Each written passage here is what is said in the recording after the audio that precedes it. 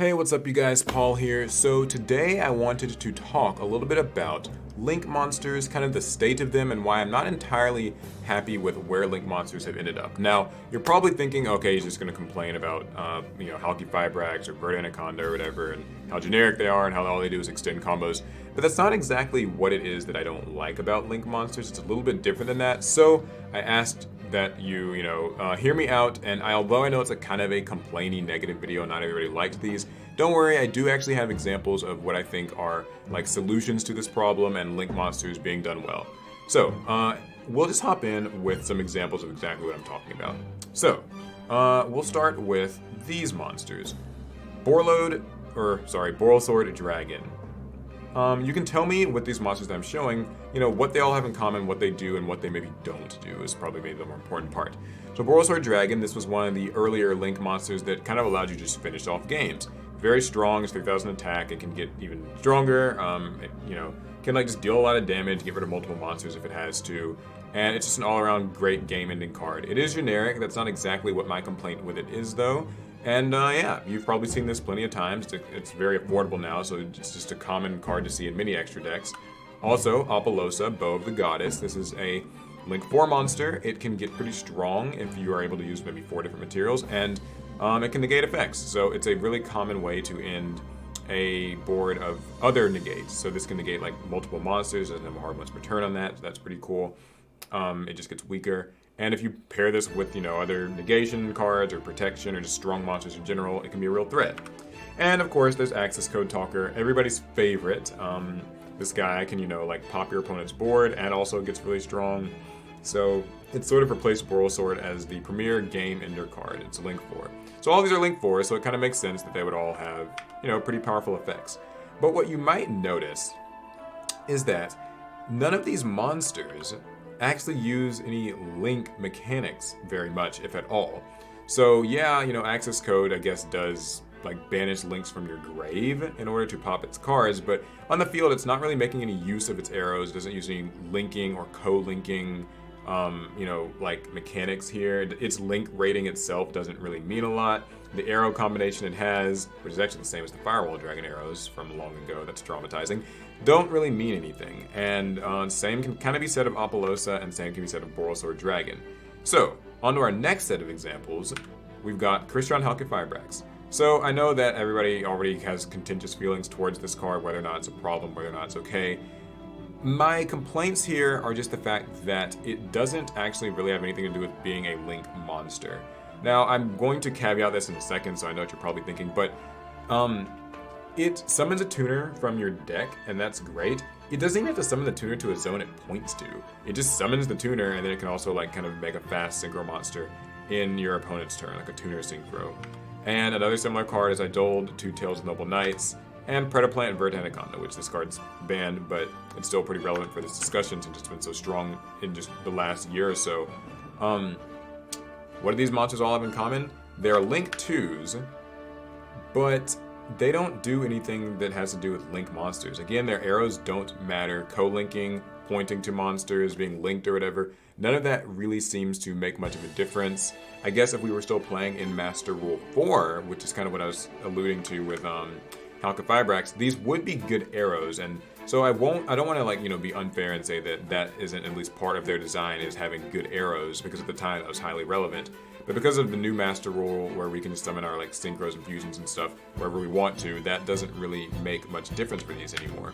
And the last set of cards that I wanted to talk about before I show some examples of what I think are good Link monsters are these Link 1s, like Prank Kids, Meow Meow Mew, again recently banned but relevant, and Striker Dragon. So these Link 1s are some of the best cards in the game for actually powering up lower tier strategies, because they're low commitment monsters. Any monster that you can normal summon in your deck can oftentimes make a Striker Dragon or Meow Meow Mew, or any number of other Link 1s. There's Link Spider kind of comes to mind, and there's plenty of others that just start plays, Magical Musketeers have one, and the Nordic Acer deck has one, Trap Tricks have one, So there's plenty of monsters like this. You summon them, they oftentimes gain you advantage, they require very little commitment to make, and yeah. But in all three of these examples, these Link monsters aren't doing anything with their arrows. They're not doing anything with co-linking or any of that. So I've got examples of cards that I think do that really well, and something that I would like to sort of see Link monsters do more of. The first is a very early one, Decode Talker. So it's a Link 3, it's got kind of the triangle arrows, which were decent at the time of its release. It gets 500 attack for each monster it points to. It's already 2300, but this can make it as high as like 38, and so it's relevant to try to make it be pointing to 2 monsters you got, and also, if you're lucky, a monster that your opponent's got. In addition to that, when your opponent activates a card or effect that targets any card in the field, you contribute a card that it points to negate and destroy that card. So I think that this is really cool and a really nice entry level into like the uses for Link monsters and kind of having their arrows, like where their arrows are pointing to, and kind of just the idea of thinking about that. The next card is Geonator Transverse. This is kind of a more recent one. It's a niche Link monster, but I really like this. So it protects the monster. If it's linked, then it protects itself and monsters it's pointing to from being destroyed by card effects. Now, because its attack points aren't very high, that doesn't really come up too often, but the more relevant effect is the fact that if it points to 2 monsters, you can switch control of those monsters. And I really like this. This can actually be a really cool way of outing different cards that are like otherwise troublesome, but because one of the benefits to Link monsters is that pointing to a card doesn't mean it actually targets it in any way. So if it's a troublesome boss monster your opponent has that like has targeting protection, you can actually just steal it by swapping it with one of your cards. And so the extra monster zone that Geonator Transverser is placed in and the monsters that it points to are like highly relevant. It means that your opponent putting monsters in certain zones can actually put them at real risk. And I think that that's just really a fun mechanic. Another similar card to this is Relinquished Anima, which I don't have a picture of to show on screen, but it basically, you put in an extra monster zone, it can just take whatever it directly points to and like suck it up like a Relinquished would. So that's obviously really cool. Yeah, this is fun. It's a niche use, and I think it really takes advantage of some of the things that only Link monsters can do. Trigate Wizard, a wonderful example of Links at work.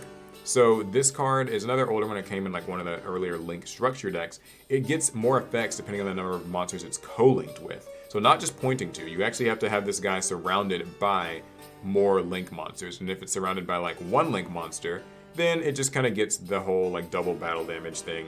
Not a huge deal. Once you have it co-linked to 2 monsters though, then you get a once per turn banish, and then if it's co-linked with 3, you actually get an Omni Negate that also banishes as well when it negates. That's really cool to me. I remember this card was actually used a lot in like the Spiral deck and certain like extra Link strategies. And while I know people don't really like the idea of Omni Negates existing, I think that this is at least a decent one to have in the game because it really rewards you for utilizing the Link mechanic to its fullest. So that's a really cool one. Nightmares. This one's like kind of more hit or miss. I know that Nightmares kind of just exist as like a toolbox thing these days. Nightmare Cerberus, Nightmare Phoenix, Nightmare Unicorn. Goblin and Mermaid are a different story. We won't really talk about them. But just the general Nightmare package, it can be like good for getting rid of a monster as spot removal. It can be good for getting rid of a a spell or trap, or Unicorn can just sort of spin anything. But what's cool is that if these do happen to be co-linked when you use their effect, you get a draw to recuperate your discard, so you're able to get rid of an opponent's card and then actually get a draw. So it can be really beneficial as you summon these. It's like minor, but it's again utilizing a mechanic that only Link monsters can do. Decode Talker is another really good example. It kind of like beefs them up, like if it's co-linked. Longirsu, just by pointing to different cards, it can't be destroyed by card effects. This can make it a little bit stickier and harder to get off the field, and it can be pointing to cards that you control, but also cards that your opponent controls. So this being in the extra monster zone makes the zones and columns and stuff really relevant. Another really cool example is Topologic Bomber Dragon. This is one where, if a monster gets special summoned to any zone a Link monster points to, then nukes all the main monster zones. This could be really useful in like Sky Strikers, but plenty of other strategies where there's like a quick effect summon that you can make in your opponent's turn. So yeah, it's really fun. Salamangreat Sunlight Wolf. This is a really good one because it can get its effect when you summon a card to the zone it points to, but also when your opponent does. And while they'll generally want to avoid it, that effectively means that Sunlight Wolf can be a way to kind of deter your opponent from summoning the most amount of monsters they can, or they risk giving you cards in their own turn. So that's really cool. And then we get back to Decode Talker, which just, again, hopefully now at this point in the video I better explain why I think that these cards are just not as exciting as Link monsters go, because they're not really doing like anything Link related. They're just strong and generic, and yeah. So don't get me wrong, I'm not saying that like I hate these cards. I'm not saying that this is the biggest problem that Yu-Gi-Oh has right now. There's obviously plenty of other things we could, harp on here. But I do think that I just kind of miss the fact that like Link monsters were at a time at least unique. you know, Xyz monsters, they use materials and like they have to detach their materials to use their effects. So their effects have a limited number of activations, and also sometimes it mattered what materials they had underneath them. Like Abyss Dweller having water materials could give it attack boosts, or you know, like Silent Honor Arc and cards like that could like detach their materials to survive and like live for an extra turn. And it's something that like only Xyz could really do. Their ranks matter, they have rank up spells and stuff. With these Link monsters though, I just don't really feel that they're doing anything that's like Link specific. Now, don't get me wrong, I'm not, again, saying this is a big problem, and there are other summoning mechanics that also kind of share this quality. Like you could say that some of the stronger synchros that get summoned these days, like Barone or Borreload, aren't really like using the synchro mechanic very much, and fusions are just all over the place. So, you know, I know it's not like a perfect thing, but I just want to know, what do you guys think? Do you feel that Link monsters are sort of they've lost their identity or maybe being a little underutilized? Because I think the only deck that like uses Link arrows and like co-linking and stuff is the Decode Talker deck itself. Nothing else that seems to get played much these days even cares about it. So I don't know if it's like a problem. I don't want this to come off as like overly negative. So let me know what you guys think. Am I just kind of complaining for nothing? Do you have maybe just bigger issues with Link monsters you want to talk about? I don't know. Let me know in the comments. It's gonna be it. I'll see you guys in the next one. Pass turn.